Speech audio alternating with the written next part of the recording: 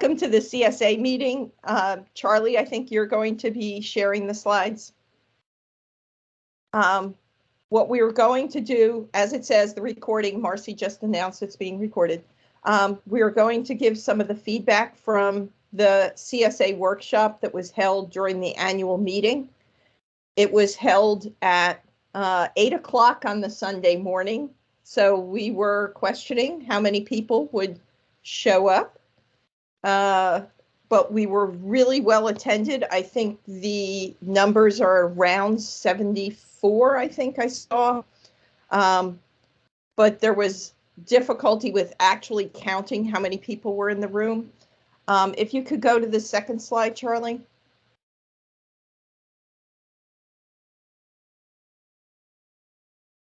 And is it just me that's not seeing the slides?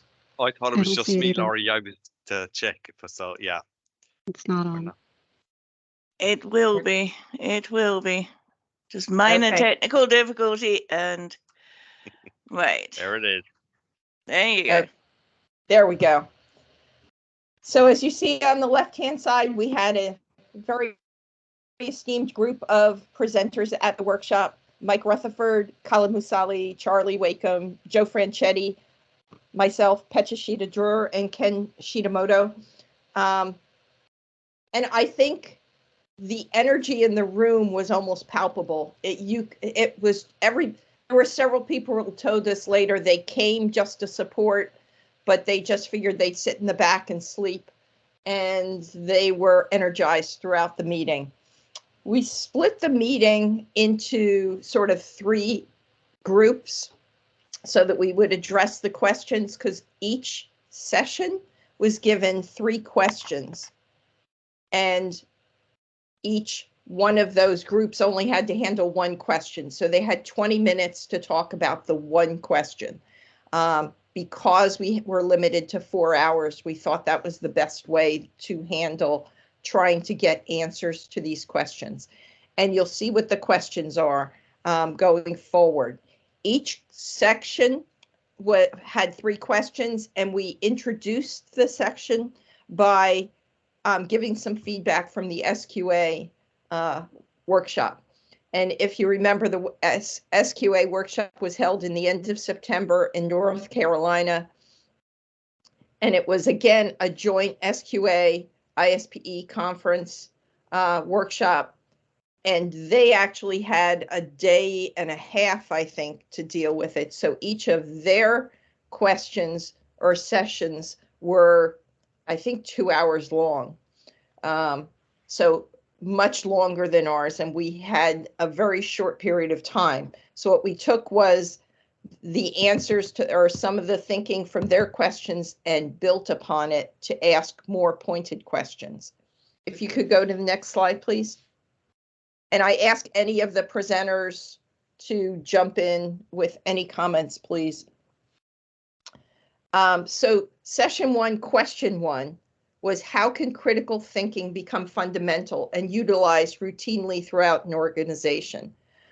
So what we've done here is capture some of the key points that were brought up by the various teams.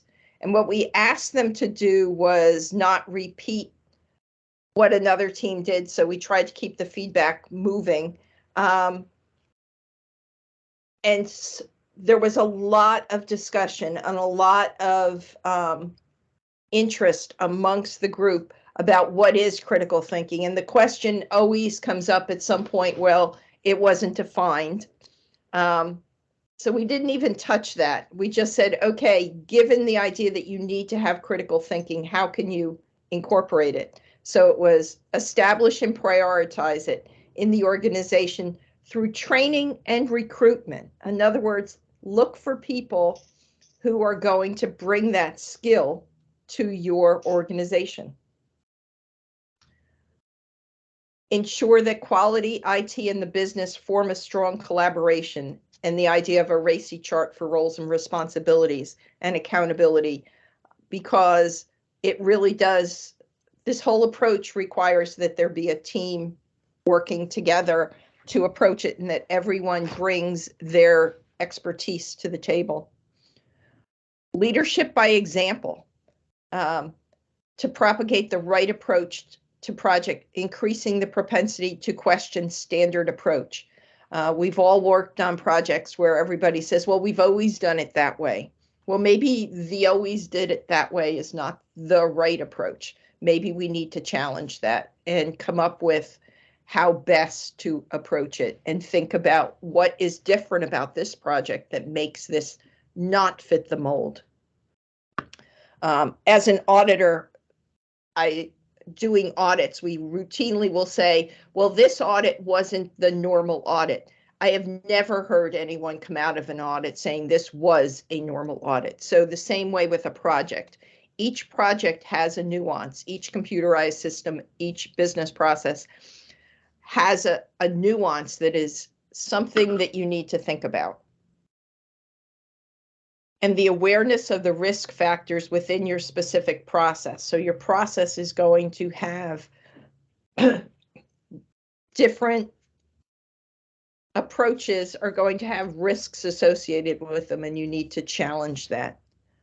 Anybody within the team would like to add anything? I was just going to say, I think the point on quality IT and business working together, you know, it's fundamental, this concept that critical thinking needs subject matter expertise, and there is nobody who is going to have total subject matter expertise in those three areas. So you've got to have that team collaboration. And Ray, I heard you start to speak, so I'll hand over to you. Yeah, maybe just kind of two things. I mean, I work the company I work for. We have fully embraced CSA as a concept, and maybe one thing that I'm surprised that isn't listed here, and I would nearly change one if I had been there. Your quality system is going to probably have to change, because a lot of the, well, I guess old practices or current practices are probably already established in there. So they are going to have to change. And as part of that change, then will come the retraining and the re-education. And we also worked with our internal auditors to help set expectations that, you know, there's a new way of doing things now. And, you know, there's new guidance from the FDA. And there is considerable effort in that. So I guess I'm just surprised, perhaps, like looking at this for the first time, really, that, you know, when changing your quality system that is needed and should be incorporated in with point number one. So what I guess what I'm trying not to say is changing templates, because I would like to trash all of those. What was the big thing, or what were some of the drivers that you had to change within your QMS to incorporate CSA? Because risk, in theory, risk should have been incorporated and used prior to that. Yes. So I'm not picking on your company, because I don't think any company I've worked at, I've seen that well used. So no, Laurie, you're right, and this wasn't an overnight kind of, you know, today it's CSA. It's like it was, you know, it was built over some time. So it's funny, you say like templates, and I think one of the first things we did was actually tweak templates and we got rid of the mandatory use of having an actual results column, because we had an expected results, we had a pass and fail, we knew who did testing. So adding results willy-nilly for actual results didn't really add any value. The use blindly of without thinking of screenshots was we moved away from that. So that was nearly our first foray into, even though we didn't know what it was called at the time, but that was our first foray into, like, you know, applying critical thinking. And that's not a fundamental, like, rewrite of your QMS, certainly. But then came the more kind of heavy lifting items, like the unscripted and ad hoc testing and applying those, and, you know, when to apply them and how you apply them. That was something that was alien to us. We never heard of that before. So, you know, with that came a significant update to our CSV QMS. So I guess we got into it kind of slowly, but so starting with templates and then I guess increased it over time. But I do agree with you. I mean, the way our QMS is written is, we encourage use of templates, but if we get something from a supplier, we're not going to beat ourselves up trying to make it fit into our templates, because that's just moving information around with adding no value. So we encourage use of templates, but it's not the be all and end all either. Yeah. I've been on audits where a company has expressed to me their frustration with other sponsors who came in and said that they wanted them to change the way they presented things to create a document that looked exactly like the document that the company owned, which was a total waste of time for everybody involved. Of engineering time, and it's delaying projects, and it gives quality. And I'm like, my background is I am like a software quality engineer, but it gives quality a bad name if that's what you're setting people up to do. Oh, we don't like that format, can you change it? It's like, yeah, great, that's really added value. No, we're trying to move away from that. Yeah. Any other comments? So the comment I have about this is, with establishing and prioritizing critical thinking in an organization, it's really also that developing that culture of critical thinking. If we go back to the templates and not just blindly filling out stuff, but actually think about what you're trying to do, what the purpose is of that particular template or document you're trying to fill out.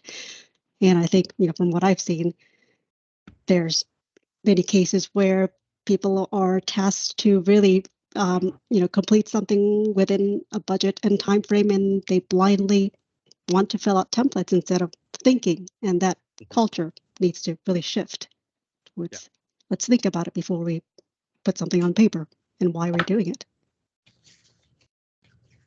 Yeah, and definitely getting back to why we're doing it. So we're testing actually not to generate reams and reams of useless documents. Yep. We're testing to make sure it's fit for purpose. So next slide.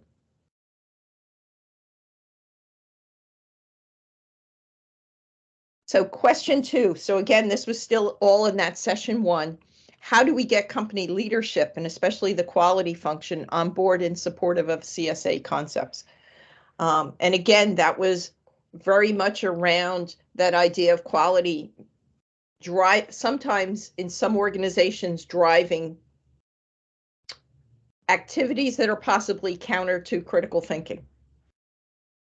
So the 3 points that came out were challenging to move the company away from paper and paper thinking and adopt electronic lifecycle management as an essential enabler for CSA.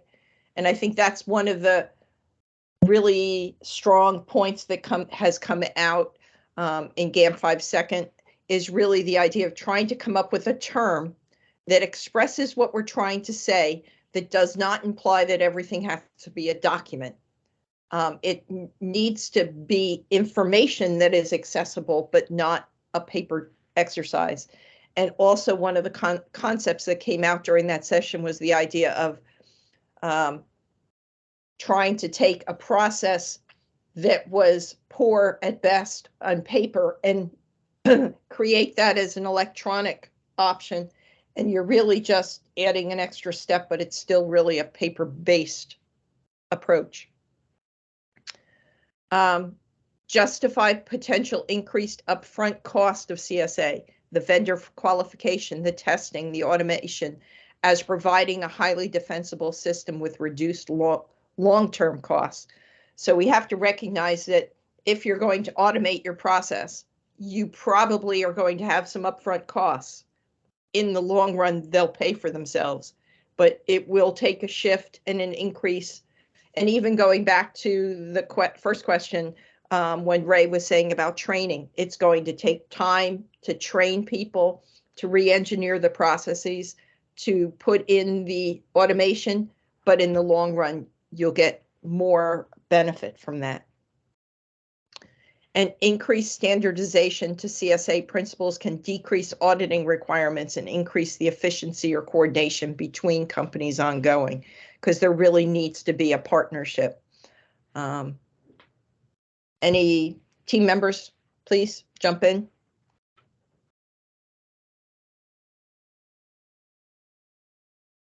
I see hands. Stefan? Yeah, hi, I'm not a team member, but a group member. I like the general idea of moving away from paper and documents, but I think it should be not a one-step, but a two-step approach, because every electronic document is better than a printed out document, which is the real paper. But then, of course, an electronic record is better than an electronic document. So we need to break that pattern of the document that still exists as a Word file, whether it's printed or not. Yeah, you said it very well. Thank you. He said it so well, I'm writing it down to use it later. Thanks, Stefan. And I mean, we have to say, we've just picked the top 2, 3, 4 points from each of these sessions. We're not presenting, every piece of feedback and every option that was offered. This is a sort of summarized output. So for those of you that were at the session, if you don't see your response there, trust me, it will get used somewhere. It's not wasted. Your input was very valuable, but for the purposes of time and brevity, we just kind of picked the top 2, 3, 4 points. Thank you. And I think as we move to the cloud as well, I mean, that's where the future is, whether we are comfortable with it or not, especially SaaS solutions. And you're no longer the master of your own destiny then in that change control. You can be somewhat at the mercy of the cloud vendor provider. And the only way to keep on top of changes in an efficient manner is through the use of tools and automated testing. Otherwise, it's so you will, Laurie, I totally agree with you. You will get your money back on your investment into tools, especially around test automation. And a couple of the points that are made is really that collaboration, because it really does have to be a collaboration between all the parties involved. And you bring up the idea of the software as a service vendor, who may also have an infrastructure vendor for them. And we can't repeat everything that is being done, and so we need to have a better way of organizing that partnership to understand that quality is part and parcel of all the process, but it may not be the same language that we use.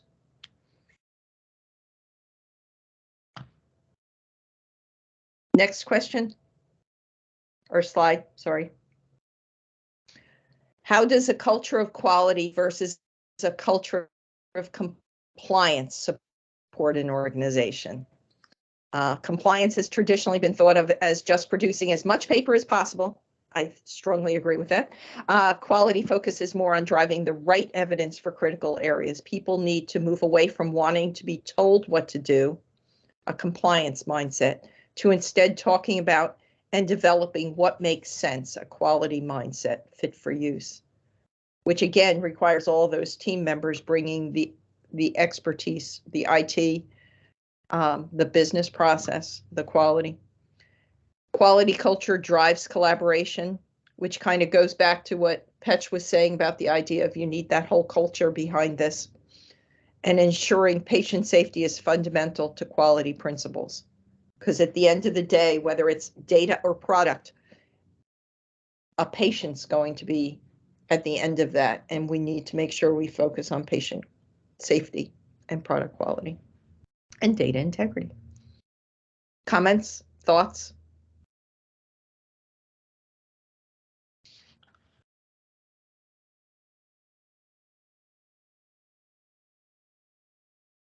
Okay, I'm going to take silence as going to the next question.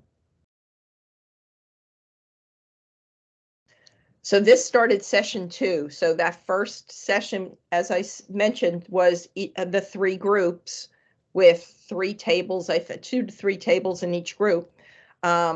addressing those questions, now we started the next series of questions. After a vendor audit, how do you use the information gained and leverage that knowledge in planning your validation and ongoing control activities? Determine what the risk of the business process with regards to the software being used. Consider the risk of the supplier based on the system's risk and intended use. And the other one, assess supplier test coverage against your intended use of the system. If the audit was successful, you would use the validation plan to call out the leverage testing and justify the use of the vendor documentation and testing. You use the information gained to decide what level of confidence you have in the vendor's quality system, testing, and documentation. Depending on the confidence in the different aspects of the vendor, you choose what you will use and leverage. If the vendor has a well-established quality system with comprehensive and complete lifecycle testing, then you can focus on testing any configuration or environment-specific aspects of the system after implementation. To me, the key to this is that critically analyze what you have. Again, critical thinking, because you need to understand what you've looked at, how they've done it, what you feel comfortable with, what's your risk appetite, and determine your next steps. Thoughts? What's kind of unsaid is the corollary to do, which is if you can't leverage what the vendor's done because they haven't done it, or they haven't done it in a way that gives you sufficient confidence to leverage it, then you are stuck with doing all of that testing and assurance yourself, and that is a massive undertaking. I'm wondering how you gain confidence when you look at your supplier and you don't see any documented evidence, or just very few documented evidence. How do you do it? How do you build trust and confidence? Are you referring to the use of unscripted testing? Because that is not undocumented. I know the difference well. But what we hear when people talk about CSA is that the amount of documentation will tremendously go down.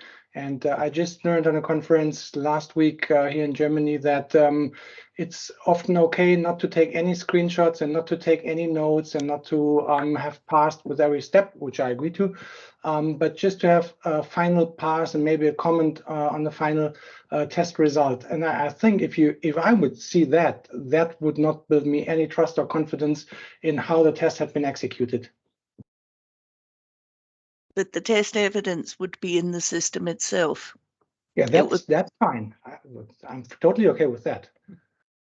So then you can be confident the testing's been done. You can be confident in what was found, but it just means instead of looking at a binder, you're looking into the system's electronic records. That's fine. So if you're talking about an electronic system that's kind of guiding the test and it's recording some events or results, I'm okay with that. But there has to be something.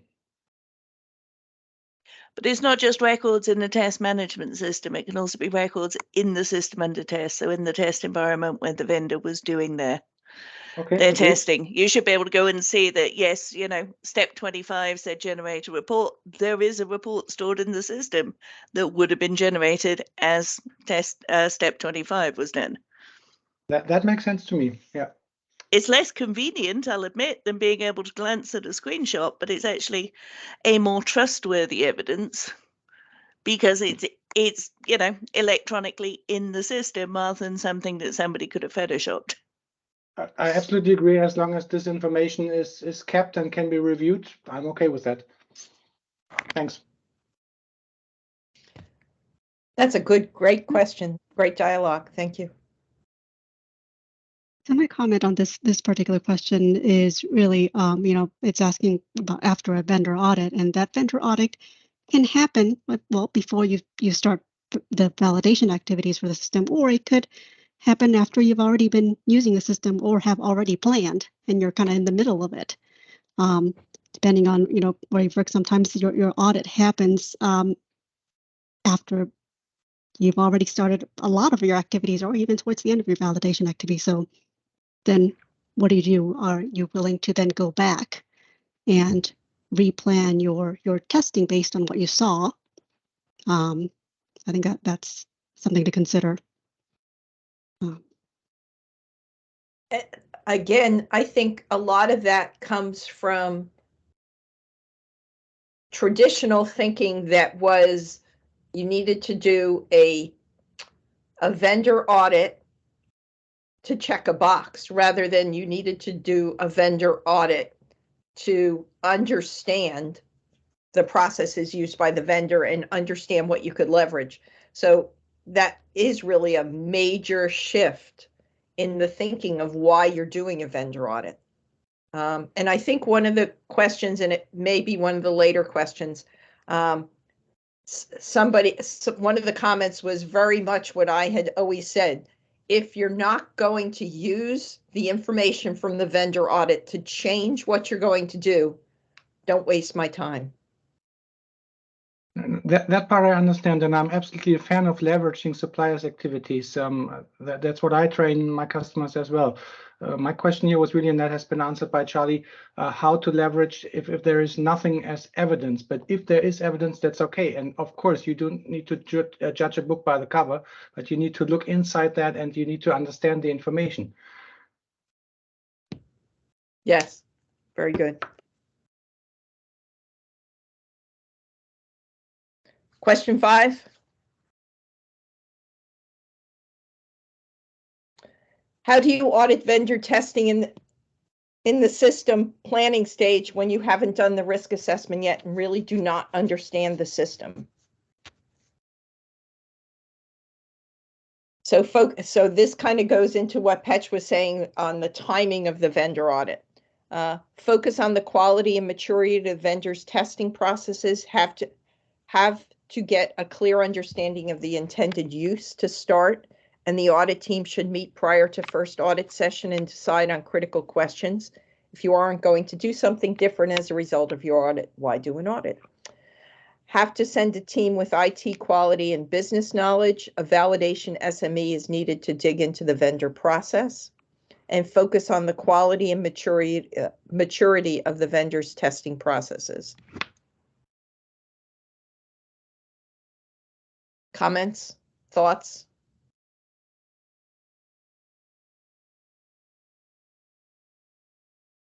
I think to some extent the sort of discussion on the prior slide kind of touched on this one as well. You know, you need to be looking for some real evidence. Just because it may not be paper evidence anymore, you still want to see more than just, you know, unscripted testing that says, yeah, we tested this. You still need a level of evidence. It's just the evidence is different now. Thank you. Question 6. How can a vendor do things differently with CSA, and where can critical thinking and risk management take a vendor in terms of more efficient and effective testing? Plan for explanation of various mindsets, including how a vendor running Agile with tools can connect the information and artifacts to GXP validation terminology without duplicating information into a document set. The vendor should capture the justification for decisions made. The explanation should remain a live record, such as controlled wikis, explaining the vendor's approach and rationale, and focus on the SDLC elements and apply critical thinking from a product perspective. So again, it's really looking at the idea of a supplier who is using Agile methodology and a lot of tools, and how can you understand what they've done and really need to delve into it. So again, this is building on that 4th question. All 3 of these questions were in the same session, so they were all created to hang together. Any additional comments?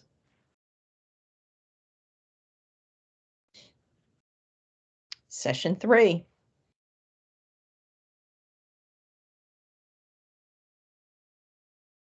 Having used critical thinking, risk management, and CSA approaches during the project stage, how does this impact the ongoing maintenance of the validated state throughout the operational phase?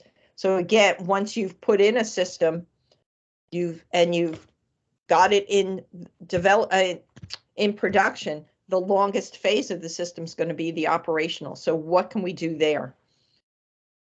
And I apologize for reading it, but really that's the only way. I don't want to change the wording of the people's responses. If we have already used critical thinking, risk management, and CSA during the project stage, then we're already entering the operational phase with a strong quality basis. Using this knowledge, it should be relatively easy to continue the risk-based CSA foundation through the operational phase. Ensure that the learnings during the project phase are adapted as part of the SLA and ongoing change. So build on what you've established with your vendors. Revisit the risk assessment when reviewing change requests to identify those changes planned to have an impact on functionalities determined to be associated with high-risk process, including any other systems that this system integrates with. So it's really looking at the whole package that you have and the critical thinking that has been done and looking at that risk assessment and using that thinking to continue during change requests. Thoughts, comments?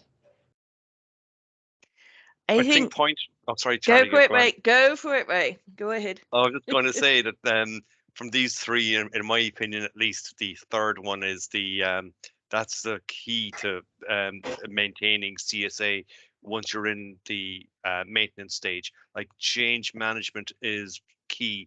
Has the intended use of your system changed?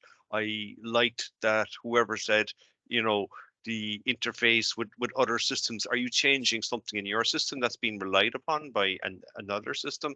Like, change assessment and the relooking and the reevaluation of your risks is key to maintaining your system in a good kind of CSA type environment.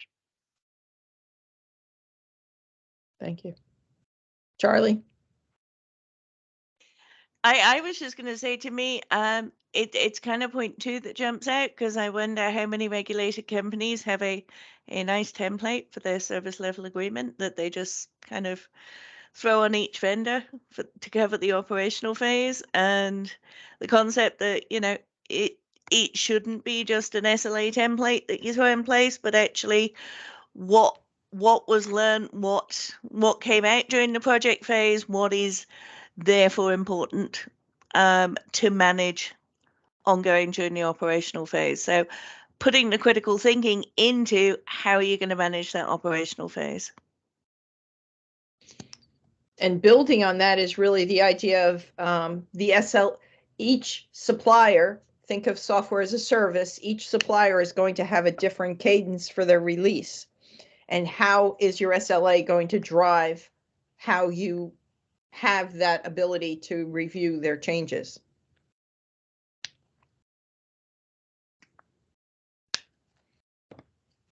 Any other comments? Again, these are all going to build on each other. Question 8. If a vendor uses a combination of scripted and unscripted testing as part of their life cycle, how much can you leverage this testing, and in what situations, if any, would you need to repeat any of this testing? If the vendor has a robust quality system that defines the risk-based approach to testing, including scripted and unscripted, there's a typo there, then it should be leveraged. However, if they do not, then you may want to repeat certain testing. You will also want to do more testing if you're configuring or customizing, and you will also want to perform a scenario-based testing using your internal processes and data to ensure the system operates as intended in your environment. So really comprehensively looking at what testing they have and what testing you need to give yourself the confidence. And unscripted testing shouldn't be seen as lesser testing. It shouldn't be seen as, oh, if they only did unscripted, we're going to need to repeat it. As long as the test evidence is there in the system under test or in a test management tool, it shouldn't be seen as a lesser testing. It is still challenging those areas in the software. And I- Charlie, you and I have had so many discussions over the value of unscripted testing and scripted testing, because I approached one discussion with saying, I don't even see the value of a scripted test anymore.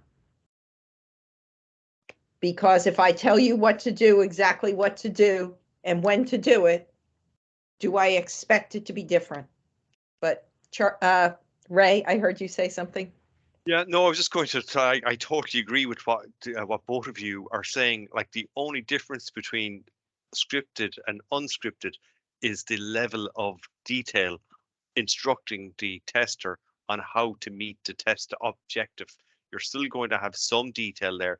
You're just not tying yourself up in knots and introducing the prospect of having protocol generation errors with the exact details that they need to follow. So the value that the test brings to show that a requirement has been met is exactly the same. It's not a lesser type of a test or script testing or undocumented testing.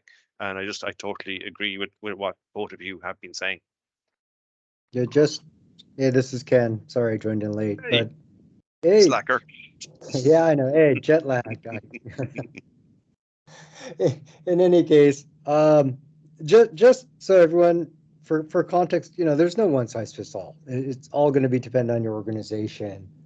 Most of you know that I used to work for a CRO, and people would come in and look for specific testing. We would use unscripted testing, so we would go to the audit trail, and we would be able to consistently show there not a single time where we couldn't prove a action was tested, because we knew that our testers would test around the areas, so we'd always find that.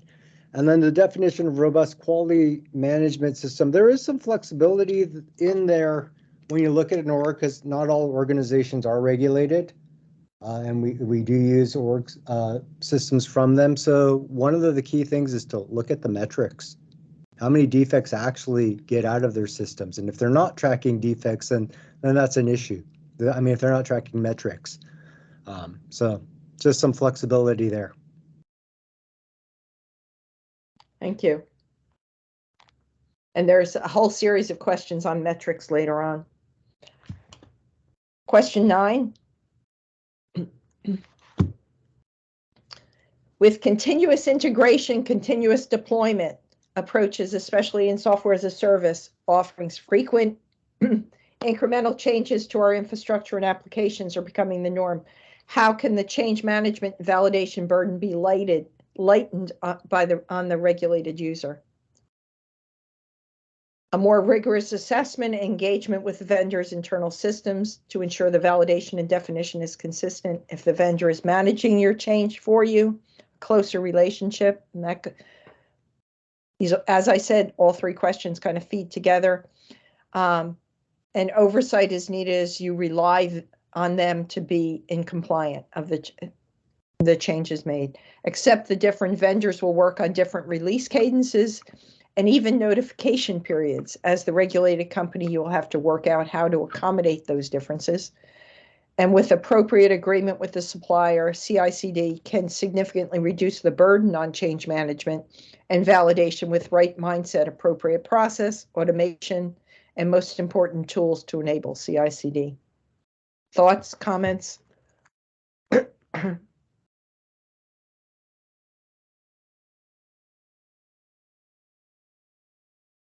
So I would just throw in that, tools are your friends. So if you look at automation, you can automate. We've had concepts in the past of like a health check. So it basically would go and post a patch, post a release, and kind of just check the overall health of the system. And then we've also had the notion of an end-to-end. So we would be able to launch the automation and hit the major transactions. And then depending on who your supplier is, there are accelerators. So for example, like Tricentis does accelerators for SAP. Forgetting their mind for the Oracle side, slipping my mind the vendor. And then there's other vendors like Swear who do accelerators as well.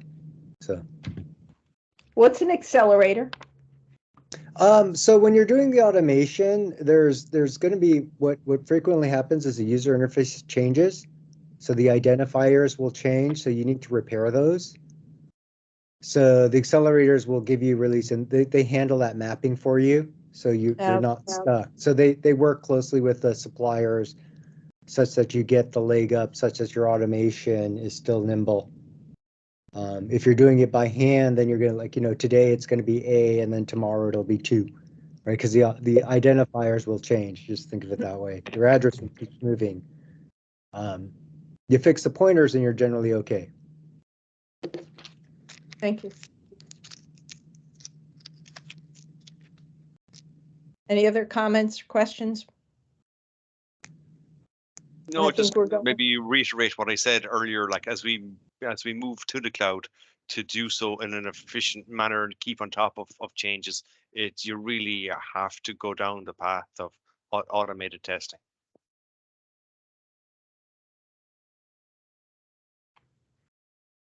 Thank you. Especially for release management. Yep. Session 4, next question.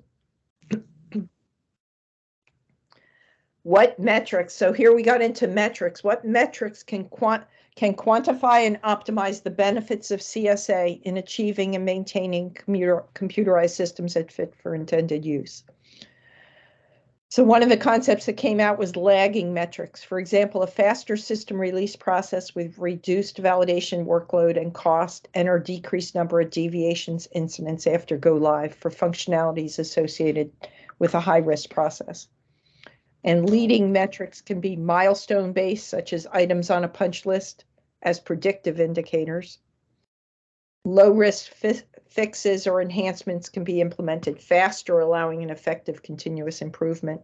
And there was a note, or really just it was related. For continual improvement, analyzing discrepancies in validation could help to optimize CSA for future releases, lead to critical thinking around what updates to the process or the system or the documentation needs to occur, which really goes back to that comment, Ray, you made early on.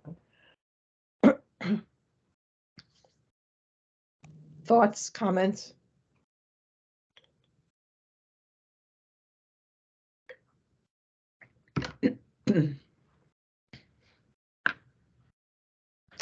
Question 11. What are the barriers to progressing the CSA and how can they be overcome? A more rigorous assessment and engagement with the vendor's internal system is needed to ensure the validation definition is consistent. If the vendor is managing your changes, a closer relationship and oversight is needed to rely on for them to be in compliant. Accept that different vendors will work on different release cadences and even notification periods. As the regulated company, you will have to work out how to accommodate these different paces. And with appropriate agreement with the supplier, CI/CD can significantly reduce the burden on change management and validation with right mindset, appropriate process, automation, and most important tools to enable CI/CD. And really, to me, key to that is the release documentation, the release notification. What's changed? What's the risk? Comments? I love that we've just been talking about tracking defects and discrepancies, and we seem to have slightly the wrong answers to question 11 on this slide. So I'm going to put my hand up and own that error. Sorry, chaps.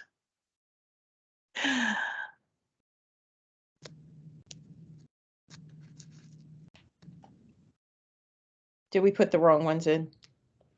They sound very familiar compared to a previous question.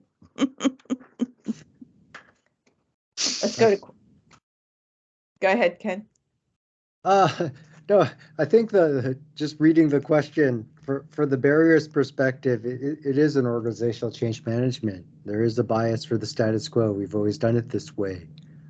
And then there is that's something that to me needs to be addressed with critical thinking, having that conversation, looking at the basis for the assumptions that are being used and challenging them. and moving forward. I think that's key to overcoming the barriers, because the majority is that from a cultural perspective, from a knowledge perspective. I come from the flavor of leveraging my software quality assurance, my non-GXP testing cycle.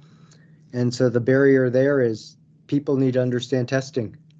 And it's a whole other discipline that has progressed significantly since the times where we validation, the V model, and it's really looking at the best practices and the knowledge bases there. For example, as Ray pointed out, automation. You can't touch that unless you know how to automate. And if you look at the testing world, they automated too much, and that became a maintenance burden. So it's then looking at their failures, and then we have the benefit of 2020 hindsight. So if that is somewhere you intend to go, then there's a barrier of acquiring that knowledge as well. That's all. Ken, how important would you say formal testing, training and certification is, something like ISTQB? Do you think this is absolutely fundamental for the success of CSA, or are you a fan of experience over sort of classroom learning, as it were? I think ISTQB is a good starting point. I used to mandate that everyone took the foundational level, only such that we would have a common vocabulary. If I said equivalence class partitioning, they knew exactly what I meant. Beyond that, it is kind of a combo of experience and knowledge. There's a certain level. I send the majority of my people to testing conferences, not validation conferences. It also depends on their level. But if they're really looking at and assessing, and again, my methodology is based on leveraging at the upstream, the dev cycle. We have a test cycle that we run, and we assess those results, build the trace matrix. The trace matrix is the point of our GXP compliance, and that's when QA oversight comes in. So there's a reason why we go test heavy.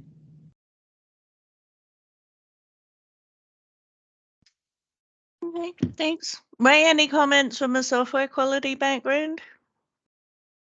No, nothing that hasn't been covered already, Charlie. Thanks.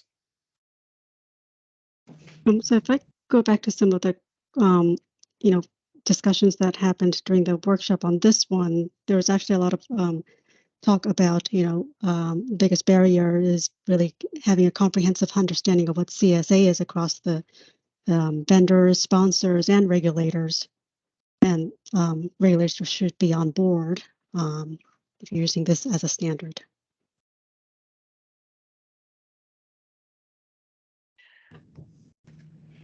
Thank you. Question 12. What can we do to confidently defend CSA approaches to other non-FDA regulators? CSA builds on generally accepted principles of validation and fundamentally does not introduce a new way of working as it aligns with the existing risk-based approach. So really, what has changed? After all, it is just applying a risk-based approach in line with current regulations. One of the teams was very concerned about when transitioning from existing validation practices to new practices, including, for example, the use of unscripted testing. It will be important to be able to record the justification for the change in policy and demonstrate there is no decrease in control. An inspection may include review of projects, some done under the existing practices and some under the new practices. So how do you defend your approach? Thoughts, comments? Yeah, maybe years ago, it's more than 10 years ago, I transitioned an organization from a traditional software development approach as a supplier, which was more or less following the V model, to an iterative and agile implementation approach. And I had the same concerns. And actually, I was not dealing with inspectors, but with customers coming for an audit. And none of that never faced these questions. So actually, the customers liked the approach, and it was changed for the better. And hopefully, that's the same for CSA. Thank you. Yeah, I mean, from a compliance basis, there's very little. Actually, even when you go globally, except for maybe Japan, that really dictates how you do it. So the question is, do you do what you say you do? And then is it enough? Is it enough? Could be demonstrated with metrics. So, and then just to throw it out there, I mean, in the 90s, I worked at a major biotechnology firm, and we would do IQ, OQ, conditional release to production. And then the PQ is just recording, hey, when these areas were covered, we signed off. And when all the areas were covered, that conditional release was lifted. So you can imagine that's all unscripted. So, and that withstood inspections globally. And that was in the 90s. So to the earlier points, there's nothing new. It's kind of like bringing a collection of things together that have been done. And maybe that's why some people are having like gasp moments. Like, I guess if you've never leveraged SQA then, or you've never had an SQA org, then it seems like eye-opening. But if you have one, and many organizations do, it's nothing new. And I just think it's the collection that makes it unique, but none of the concepts are earth-shatteringly new. And from a compliance basis, really, do you do what you say you do? And then that is it enough is you have to make sure it works for you. Don't try to leverage SQA if you don't have an SQA work. Don't go down unscripted testing if you don't have testers who can test without scripts. So it's just that common sense approach that you need to tailor. And that was to me, one of the important parts of the idea of unscripted testing is the idea that the tester does need to know something about the business process and the system. Yep. Versus quite often with scripted testing, quite often the testers are a collective group of people who know how to use a template.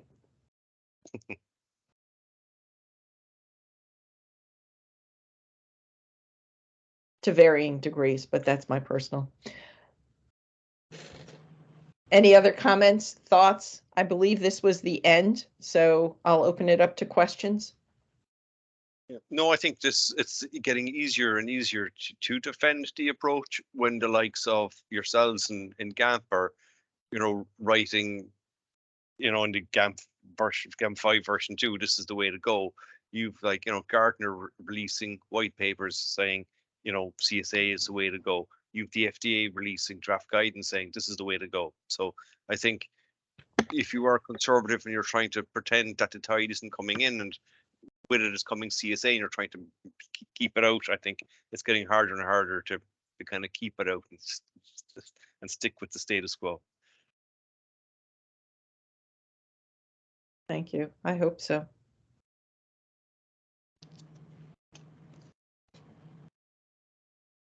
Any other final? Oh, go ahead, Charlie. I was just going to say, based on sort of Ken's impassioned plea at the end of the last slide, I'm kind of thinking maybe instead of computer software assurance, CSA should just simply stand for common sense approaches.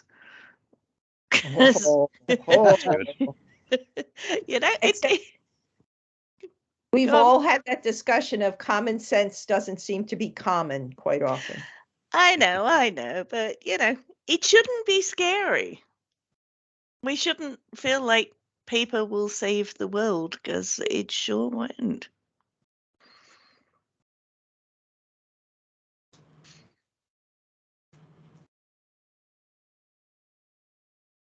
We have 3 minutes. Any final comments? I think the next meeting is going to be scheduled for February, Charlie? Was that? I believe so. Okay. January tends to disappear in a blur, so I think February is probably a good time to talk again. As always, if anybody has any sort of burning questions or topics around CSA that you'd like us to try and deal with in the session, please use the CSA email address, which is GAMP CSA SIG @gmail.com. and we'll pick that up and see what we can do with it. And also, if there's any, I think a lot of people want to see examples, see how companies have approached this and dealt with some of these issues. So if people have any experiences they can share, even if it's for part of a meeting and not a full meeting, that would be awesome.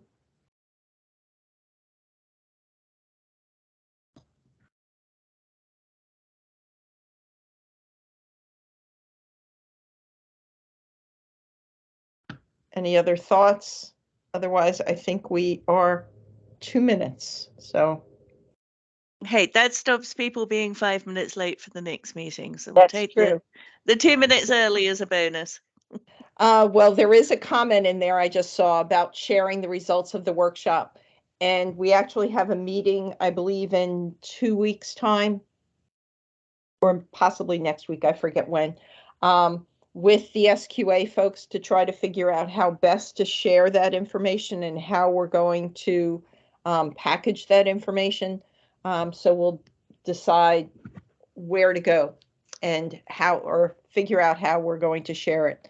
Because the feeling is that we really need to combine the SQA feedback and the ISPE feedback from our 2 sessions and bring it together.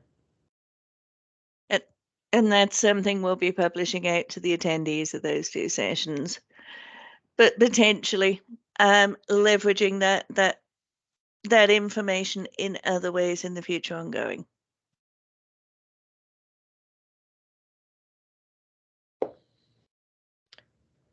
So you have a comment, Charlie, that says they like their common sense approach. Hey, that was Ken that inspired that one, so all credit to him. Okay. Well, thank you all for your attendance and have a great day, evening, morning. Thank you. You too. Bye-bye. Thanks. Bye. Bye-bye. Bye. Bye. Bye-bye.